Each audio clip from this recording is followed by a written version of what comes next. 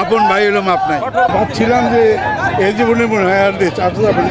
আমি 3বার এদেরকে জানাইছি, কোনো আওয়ামী লীগের বাড়িতে আঘাত করবা না, কোনো হিন্দু বাড়িতে আঘাত করবা না, চাঁদাবাজি করবা না, এবং আপনাদের কথা দিলাম এগুলো যারা করবে তাদেরকে আমি দল থেকে বহিষ্কার করবো। আমি এটা করবো ইনশাল্লাহ। এতে কোনো মাফ নাই, কোনো সেটা আমার আপন ভাই হলো মাপ নাই। আমি এতদিন পরে আসছি, এই জন্য আমার দেশের যে সমস্ত ছেলেপেলে মারা গেছে তাদের কাছে আমি কৃতজ্ঞ। আমরা ভাবছিলাম যে এই জীবনে মনে হয় আর দেশ আসতে যাবে না।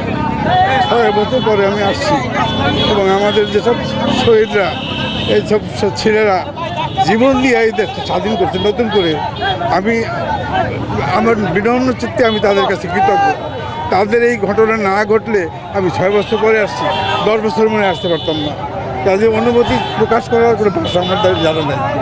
আমি সত্যি আপ্লুত, সত্যি আমি কষ্ট করেছি, এবং আমি আসছি আজকে আমার দেশের এই ভাইদের যারা শহীদ হয়েছে, যারা আহত হয়েছে, তাদের জন্যই আমি আসতে পারছি।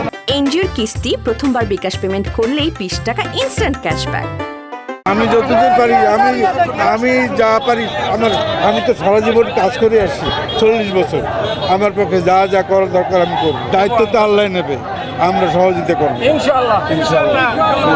এখন এখানে আমার এলাকায় যে কজন মারা গেছে তাদের বাড়িতে নিশ্চয়ই যাব, এবং তাদেরকে কিছু আর্থিক সাহায্য সহযোগিতা করার চেষ্টা করবো। সহযোগিতা আল্লাহ করে ভাই, আমার দেওয়ার কোনো ক্ষমতা নেই।